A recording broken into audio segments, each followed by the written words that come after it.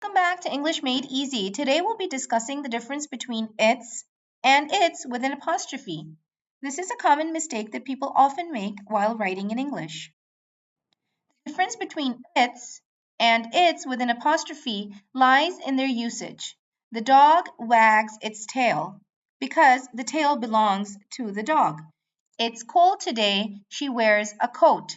It is cold today, she wears a coat. It, without the apostrophe, means a possessive pronoun. The definition, it indicates possession, meaning something belongs to it. Let me give you an example. The dog wagged its tail. The book lost its cover.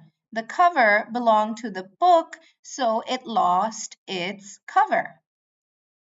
It, with an apostrophe, is a contraction, meaning it's a short form of it is or it has. For example, it's a sunny day.